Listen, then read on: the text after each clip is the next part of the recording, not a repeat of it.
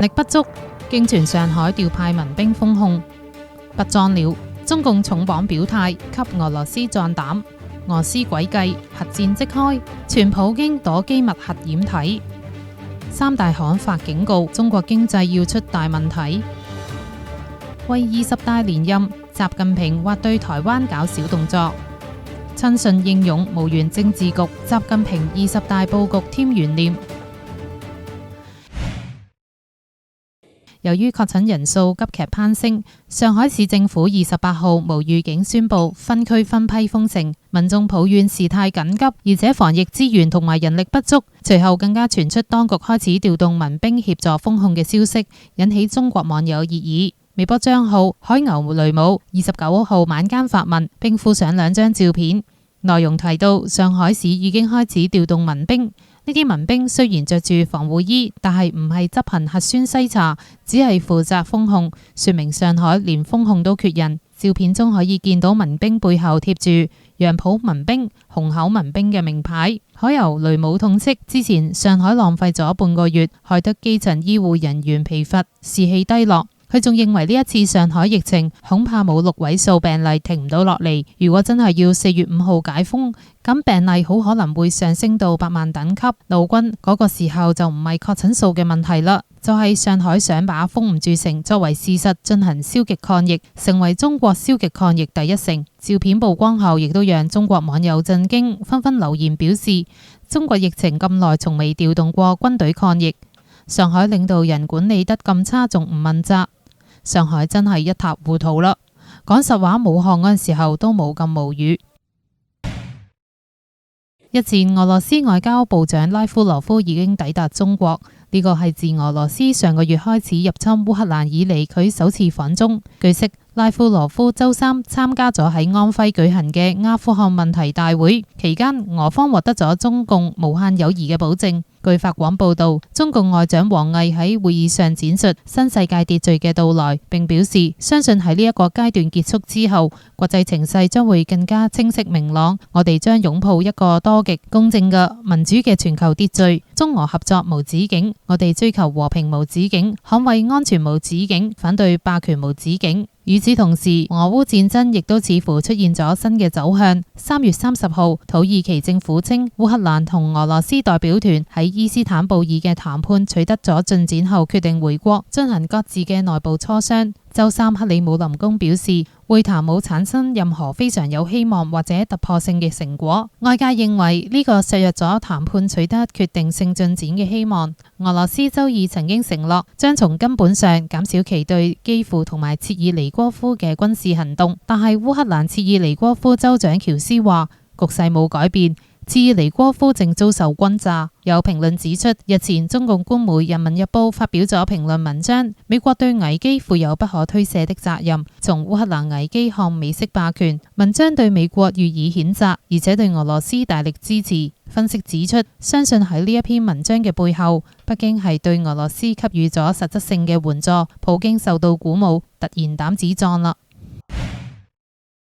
俄羅斯29號承諾將大規模撤軍，對此烏克蘭軍方認為俄軍此舉可能只係詭計，目的係誤導烏軍。另有消息稱，普京與國防部長紹伊古好可能已經躲進咗機密嘅核掩體，顯示俄羅斯有可能秘密部署核武。根據每日郵報報導，荷蘭專門負責俄羅斯事務嘅首席調查記者格羅扎夫喺受訪時表示，透過追蹤紹伊古經常乘搭嘅飛機，發現前往烏法相當頻繁，幾乎每日都有航班飛往烏法。據了解，嗰個地區正好有受到嚴密保護嘅核掩體。格羅扎夫因此斷言，我絕對肯定紹伊古身處喺某個掩體裏邊。巧合嘅係，紹伊古31歲嘅女兒克塞尼亞喺22號 Telegram 上鋪文證實自己因為出差關係而人在烏法。格羅扎夫仲表示，普京亦都好可能喺其他地方嘅掩體。據悉，普京經常乘搭嘅國有飛機比紹伊古飛往烏法嘅航班更加機密。每當飛到莫斯科東北處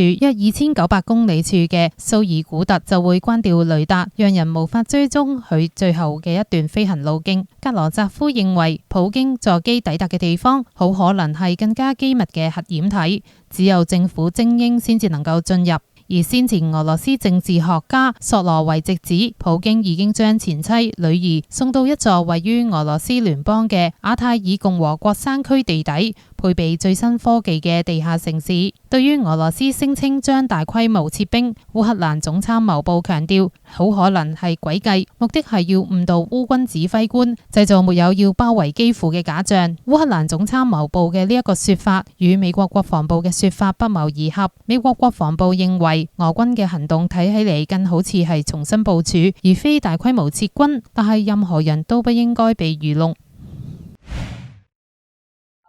日前，中共政府嘅3家大型國有銀行公開表示，今年嘅中國經濟與銀行業會面臨不利因素疊加嘅局面。外界認為呢個恐表明中國經濟將喺今年出現大問題。據悉，中共央行部門喺3月29號警告話，中國市場嘅經濟活動正喺度面臨艱難前景，疫情局面嘅重演、發達經濟體收緊貨幣政策以及地緣政治衝突加劇嘅局面都喺度構成威脅。中共當局第2大國有銀行中國建設銀行本周亦都承認，銀行業正面臨更加複雜與嚴峻嘅局面，呢個將會造成該行嘅商業活動造成顯著影響。中國交通銀行行長日前亦都指出，該銀行喺今年難以實現令人滿意嘅收益。對此，穆迪信用評級分析師認為，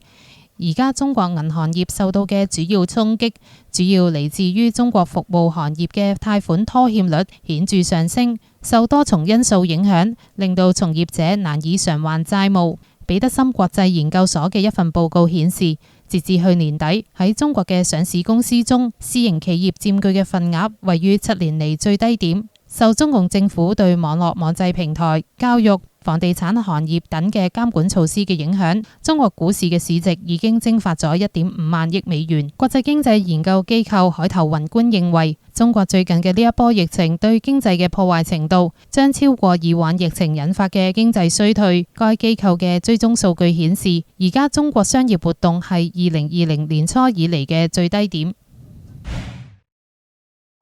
俄羅斯對烏克蘭嘅入侵，促使台灣重新思考一旦中共入侵應該如何自衛。烏克蘭向全球展示面對強國如何用唔對稱嘅戰力嚟以小博大。外界普遍認為，台灣喺俄烏戰爭之後反而變得更安全啦。習近平統一台灣嘅可能性細咗。前中共海軍中校姚成認為，中共對台灣本島雖然打唔贏，但係祖國統一一直係中共嘅政治任務。習近平為咗確保20大連任，亦都會喺台海問題上搞小動作。姚成分析，習近平目前雖然冇能力去對台灣本島發動武力攻擊，但係佢可以對金門、馬祖、東沙搞一搞小動作。佢亦都會告訴黨內，我而家喺度解決台灣問題，然後話20大唔開啦，或者20大推後，而家處於戰爭狀態，佢要做呢一個勢，然後連任。姚成透露，今年初應該喺冬奧會之前，中共嗰邊就放出風聲嚟，話20大要出台對台嘅新政策。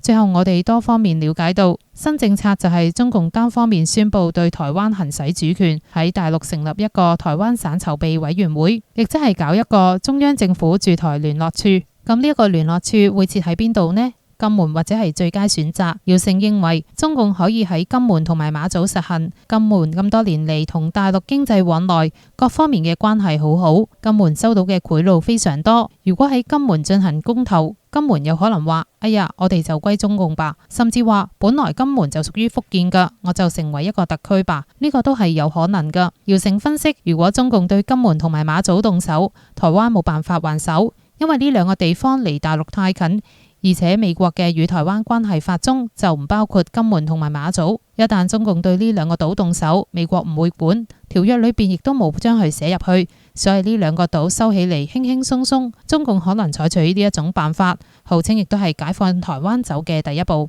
金門同馬祖呢兩個地方好似烏克蘭嘅頓巴斯地區，習近平同埋普京喺各自嘅戰略方向上係一致嘅。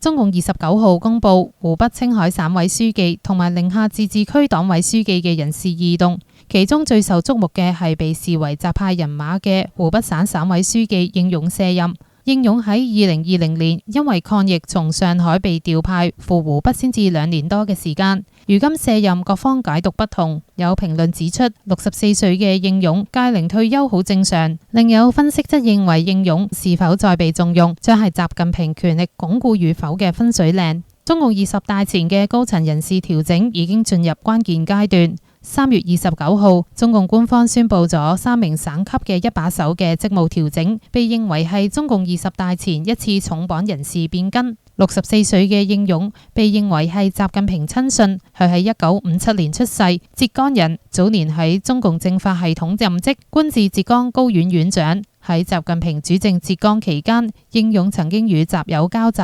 2007年習調任上海市委書記之後，應勇亦都隨之調往上海，任上海市高級法院院長。2年前喺湖北武漢疫情最嚴峻時，應勇從上海副書記、上海市長被調派至湖北，接下省委書記，因此應勇被外界稱為習近平抗擊疫情嘅救火隊長。此前唔少分析認為，被外界視為習家軍骨幹成員嘅應勇因幫助習近平抗疫有功，喺中共20大上可能會進京任職，並且晉身政治局委員。但係從最新嘅人事調整嚟睇，中共官媒新華社指應勇因為年齡原因卸任，意味住應勇可能無緣政治局。呢個亦都令習近平喺20大嘅高層人事佈局充滿懸念。日本產經新聞台北支局長矢板明夫認為，呢個正反映而家係權力鬥爭最激烈嘅時代。如果習近平一個人講咗算嘅話，佢需要有一群為佢做事嘅小弟。如果習一言九鼎，應勇應該會被重用。相反地，習近平被架空嘅話，習嘅小弟被要求退休嘅話，我覺得呢個係好大嘅分水嶺。